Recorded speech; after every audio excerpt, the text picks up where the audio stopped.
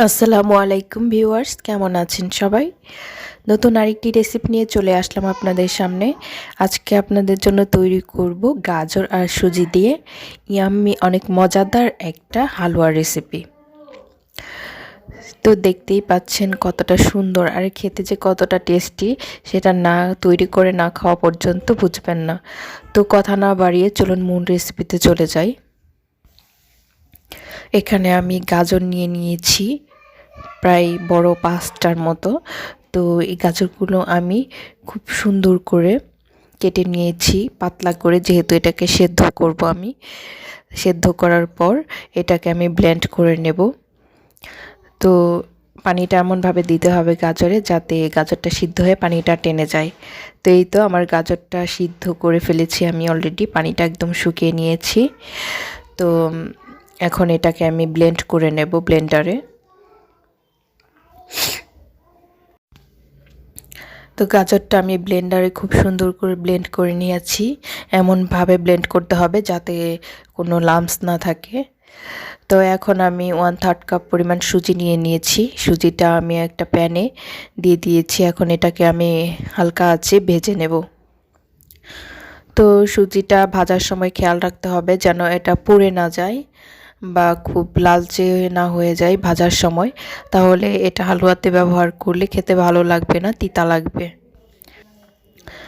এই তো আমি সুজিটা হালকা আছে একদম এই যে বাদামি কালার এবং সুন্দর একটা ফ্লেভার আসা পর্যন্ত ভেজে নিয়েছি খুব সুন্দর করে।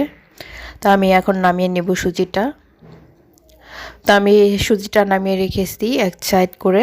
তো এখন আমি চুলায় একটা প্যান দিয়ে দিয়েছি ননস্টিকের। তো এই ধরনের হালুয়াগুলো আসলে ননস্টিকের প্যানে রান্না করাটাই ভালো।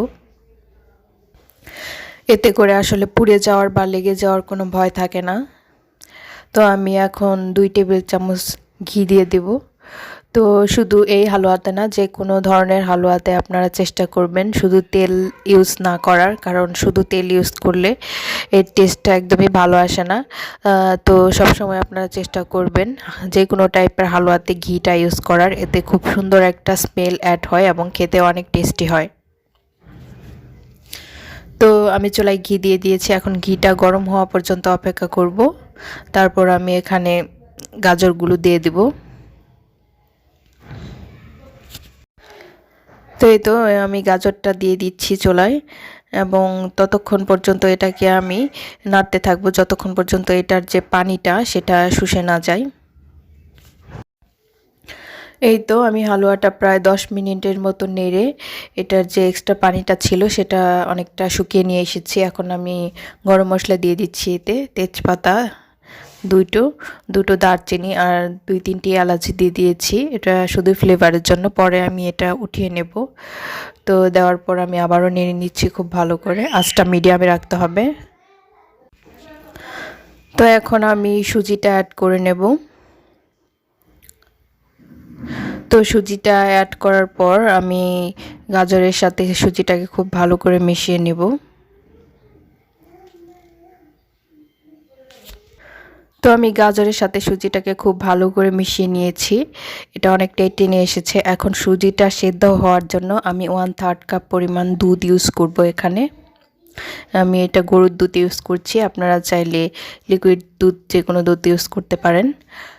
তো গরুর দুধটা ইউজ করার পর এটাকে ভালো করে মিশিয়ে নেব। তো সুজিটা সেদ্ধ হওয়ার জন্য এর পরিমাণ দুধটাই যথেষ্ট আসলে। তো আমি ভালো করে এটা মিশিয়ে নেব এবং দুধটা ভালো করে টানিয়ে নেব। তো এটা অনেকটাই টেনে এসেছে। এখন আমি এখানে 1/3 কাপ চিনি দিয়ে দিব। তো এই পরিমাণ হালুয়ার জন্য 1/3 কাপ চিনি যথেষ্ট। তো আপনারা চাইলে আপনাদের পছন্দ মতো চিনিটা বাড়িয়ে কমিয়ে নিতে পারেন। তো আমি এই পরিমাণে দিচ্ছি। তো আমি এখানে মিষ্টিটা ব্যালেন্স করার জন্য 1 চিমটি লবণও দিয়ে দিয়েছি। আসলে লবণটা দিলে হয় কি, সব ধরনের মিষ্টিটা একটু ব্যালেন্স হয়ে আসে, খেতেও ভালো লাগে। তো এখন আমি এটাকে ভালো করে নেড়ে মিশিয়ে নেব। তো আমার মেশানো হয়ে গেছে। এখন আমি এতে 1/3 কাপ গুঁড়ো দুধ ইউজ করব। তো আপনারা চাইলে গুঁড়া দুধটা ইউজ করতে পারেন, কারণ এটাতে হালুয়ার টেস্টটা দ্বিগুণ বেড়ে যায়। তাইও আমি গুঁড়া দুধটা ইউজ করছি। তো এটাকে আমি খুব ভালো করে হালুয়ার সাথে এখন মিশিয়ে নেব।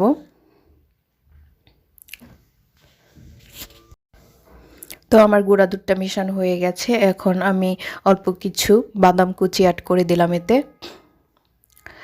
তারপর আমি খুব ভালো করে এটাকে মিশিয়ে নিচ্ছি। তো আপনারা চাইলে যে কোনো ধরনের বাদাম কিশমিশ ইউজ করতে পারেন আপনাদের ইচ্ছা মতো। চাইলে আপনারা পেস্তা বাদামটা ইউজ করতে পারেন। তো আমি কাজু বাদামটা ইউজ করলাম, বা কাঠবাদামও ইউজ করতে পারেন আপনারা। অবশ্যই ভেজে নিতে হবে। তো নামানোর আগে আমি এই যে আবার 1 টেবিল চামচ ঘি দিয়ে দিচ্ছি, এটা শুধু ফ্লেভারের জন্য। তো ঘি দিয়ে আমি ভালো করে আবার নেড়ে মিশিয়ে নিব এটা। নাড়তে নাড়তে যখন আপনারা দেখবেন একদম প্যানের গা থেকে উঠে আসছে, একদম আঠালো হয়ে গেছে, তখন বুঝতে হবে যে এটা হয়ে গেছে। তো এটাকে আমি এখন নামিয়ে নেব। তো এই যে এটাকে আমি নামিয়ে নিচ্ছি একটা পাত্রে। তো নামানোর পরে এটাকে আমি গরম অবস্থাতেই ছড়িয়ে নিচ্ছি, এটার একটা শেপ দিয়ে নিচ্ছি এবং গরম অবস্থাতেই এটা কেটে নেব আমি। তারপর ঠান্ডা হলে এটা আমি সার্ভ করব। তো এই যে আমার হালুয়াটা তৈরি হয়ে গেছে, দেখতেই পাচ্ছেন কতটা সুন্দর হয়েছে, আর খেতে তো আরও ভীষণ মজা হয়েছিল। তো আপনারা চাইলে বাসায় খুব সহজেই তৈরি করে নিতে পারেন এই হালুয়াটি। আশা করছি আপনাদের ভালো লাগবে। তো সবাই ভালো থাকবেন, আর ভিডিওটি ভালো লাগলে একটি লাইক দেবেন, আর অবশ্যই চ্যানেলটি সাবস্ক্রাইব করে পাশে থেকে যাবেন। ধন্যবাদ। আল্লাহ হাফেজ। আসসালামু আলাইকুম।